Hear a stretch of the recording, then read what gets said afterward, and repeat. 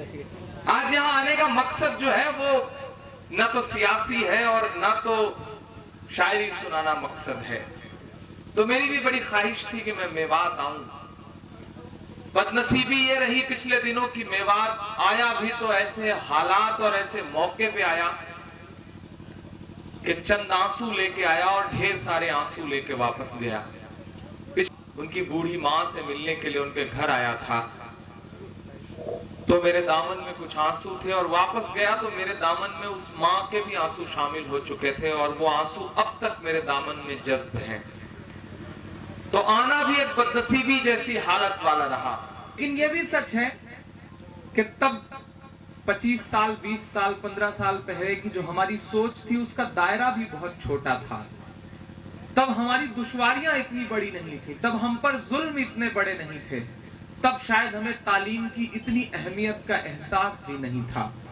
तो उस वक्त के सियासी लोगों ने वो काम नहीं किया कि यहाँ पर आप और हम इकट्ठा हुए हैं एक ऐसे स्कूल, एक ऐसे इदारे के लिए जो न सिर्फ देखने में खूबसूरत है बल्कि आज बच्चों का जो प्रोग्राम हमने देखा, अगर उससे कुछ अंदाज़ा लगाया जाए तो मालूम होता है कि सिर्फ दिखावटी नहीं, ये लोग असल तालीम, शिद्दत से तालीम देने का काम यहाँ पर कर रहे हैं।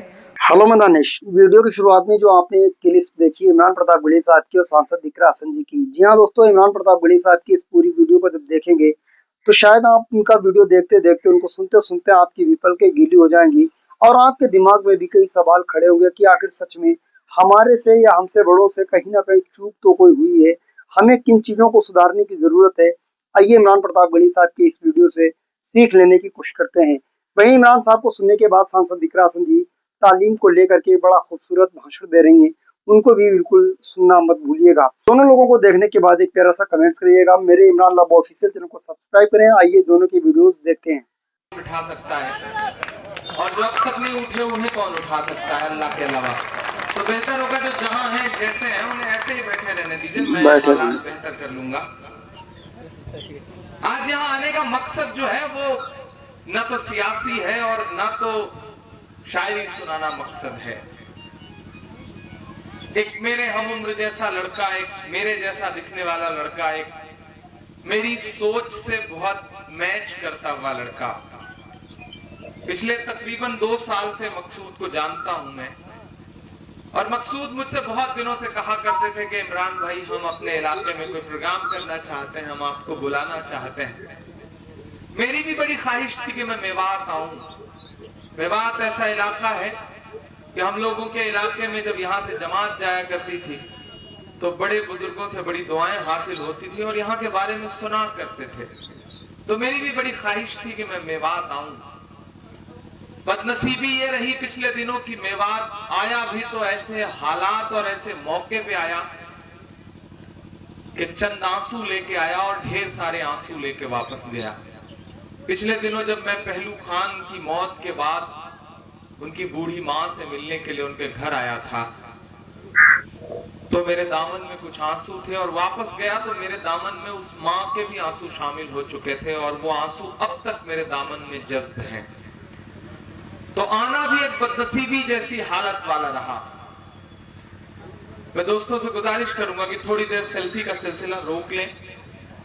मैं बहुत हंगामों में पढ़ने का आदी हूं और हजारों की भीड़ में पढ़ने का आदी हूं, लेकिन मेरे सामने आज मुट्ठी भर लोग बैठे हैं और मुझे इन्हीं मुट्ठी भर लोगों से थोड़ी सी गुफ्तगू करनी है। मुसलसल सफर पर था, तबीयत खराब है, गला बहुत खराब है, आपको आवाज से लग रहा होगा, और कल दोपहर से फिर सफर पे निकल जाना है। परसों पश्चिम बंगाल रहना है, नरसों बिहार रहना है, फिर लौट के मुझे ऑस्ट्रेलिया चले जाना है, ऑस्ट्रेलिया के मुशायरे हैं। लेकिन बीच में जब मकसूद से ये बातचीत हो रही थी कि आपको हम अपने इलाके में बुलाना चाहते हैं, आपको चाहते हैं कि आप हमारे इलाके में आए, तो मकसूद की आंखों में मैं बड़े सियासी ख्वाब देखा करता था।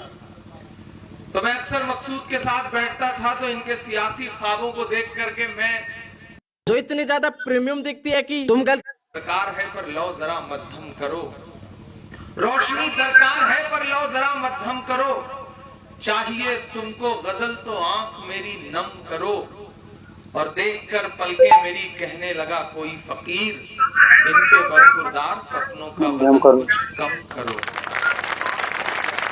मैं कहता था कि मकसूद भाई, मुझे अच्छा लगता है कि जब मैं किसी नौजवान को सियासी प्लेटफॉर्म पे खड़ा देखता हूँ या फिर उसकी सियासी ख्वाहिशों को बढ़ता हुआ देखता हूँ, माइक थोड़ा सा जैसे पुराना था, अगर हो सके तो वैसे कर दीजिए।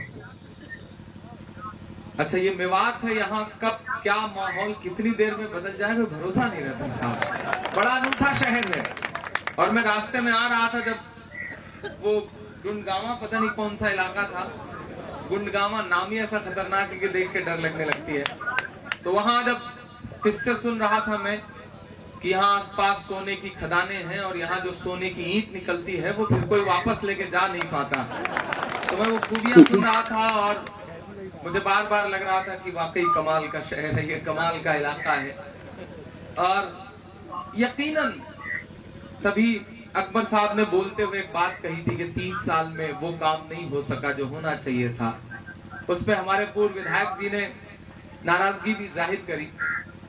यहाँ मैं यही कहूंगा कि दोनों पक्ष अपनी जगह सही हैं, अकबर साहब भी अपनी जगह सही हैं। ये सच है कि जितना काम होना चाहिए था उतना नहीं हुआ, कम से कम तालीम के क्षेत्र में। लेकिन यह भी सच है कि तब 25 साल, 20 साल, 15 साल पहले की जो हमारी सोच थी उसका दायरा भी बहुत छोटा था। तब हमारी दुश्वारियां इतनी बड़ी नहीं थी, तब हम पर जुल्म इतने बड़े नहीं थे, तब शायद हमें तालीम की इतनी अहमियत का एहसास भी नहीं था। तो उस वक्त के सियासी लोगों ने वो काम नहीं किया। आज दौर बदल चुका है। मैं अक्सर मुशायरों में ये कहता फिरता हूं कि मौलाना आजाद से लेकर के असदुद्दीन ओवैसी तक, मेरी बात को संजीदगी से सुने मेवात, मौलाना आजाद से लेकर के असदुद्दीन ओवैसी तक देश की पार्लियामेंट में हर दौर में तुम्हारी नुमाइंदगी रही है। ऐसा नहीं है कि नुमाइंदगी नहीं रही, हर दौर में तुम्हारी नुमाइंदगी रही है। लेकिन मसले कम नहीं बल्कि बढ़ते चले गए, जुल्म बढ़ता चला गया, जातियां बढ़ती चली गई। आखिर क्यों? जब मैं इस पर बहुत संजीदगी से सोचता हूं तो मैं ये पाता हूं कि वो इसलिए क्योंकि हर मसले का हल, किसी भी कौम के हर मसले का हल सियासत से नहीं निकलता है। सियासी नेता 5 साल के लिए चुना जाएगा, हुकूमत रहती है तो विधायक और मंत्री की अहमियत होती है, वरना विधायक और मंत्री बिना हुकूमत और बिना सत्ता के करीब हुए साहब आप भी समझते हैं कि उनकी क्या अहमियत होती है। मैं उत्तर प्रदेश से आता हूं जहां की सियासत पूरे देश का रुख बदलती है, बनाती है। मैंने बिना हुकूमत में रहते हुए, विपक्ष में रहते हुए विधायकों को मोटरसाइकिल तक न छुड़वा पाते हुए देखा है। तो कोई बहुत अहमियत नहीं होती। लेकिन अगर आप एक आईएएस बना लेते हो, एक आईपीएस बना लेते हो, जुडिशरी में किसी एक को पहुंचा देते हो, एक जज बना लेते हो, तो सरकार किसी की भी आए जाए, लेकिन आईएएस तो कम से कम 30 साल के लिए, 25 साल के लिए बना रहता है। वो डीएम बन के जिस जिले में बैठा रहेगा, वह सुपरिंटेंडेंट ऑफ पुलिस बन के जिस जिले में बैठा रहेगा, या इंस्पेक्टर बनकर के जिस थाने में बैठा रहेगा, एक सिपाही बनकर के जिस थाने में बैठा रहेगा, कम से कम उतने हल्के में तो लोगों को जुल्म से बचा सकता है। इसलिए कहता हूं कि तालीम के बिना कोई काम नहीं होगा, सियासत से सारे मसलों का हल नहीं निकलता है। मैं ये कहता फिर रहा हूं। और एक बात आपको बताऊं कि आपके पास जब जामिया जैसी खूबसूरत यूनिवर्सिटी है, आपके पास अलीगढ़ मुस्लिम यूनिवर्सिटी जैसी बड़ी यूनिवर्सिटी है, आपके पास जौहर यूनिवर्सिटी जैसी बड़ी यूनिवर्सिटी है आजम साहब की बनवाई हुई, आपके पास मौलाना आजाद यूनिवर्सिटी हैदराबाद में, आपके पास उस्मानिया यूनिवर्सिटी है। हायर एजुकेशन में, बड़े तालीमी इदारों में आपके पास इंस्टीट्यूशंस हैं, लेकिन उसके बाद भी हिंदुस्तान में आपके मसलों के हल क्यों नहीं निकल रहे? आप तालीम में इतना क्यों पीछे हैं? मैं बहुत संजीदगी से जब इस पर रिसर्च करता हूं तो ये पाता हूं कि हायर एजुकेशन तो आपका अच्छा है। आज हम एजी ओजी 4 की तालीम पे काम करने की बात करी तो जब भी पैसा दिया जब भी मेहनत करी आपके हायर एजुकेशन पे, ऊपर लेवल के तालीम के लिए काम किया, लेकिन आपकी जमीनी तालीम पे कभी कोई काम नहीं हुआ। आपके पास बेसिक स्कूल नहीं है, आपके पास 1 से 10वीं तक के लिए अच्छे स्कूल पूरे मुल्क में नहीं है। और जब तक आपके पास बेसिक एजुकेशन नहीं होगा, तब तक बच्चे हाई स्कूल पास ही नहीं होंगे तो यूनिवर्सिटी में पढ़ने कौन जाएगा।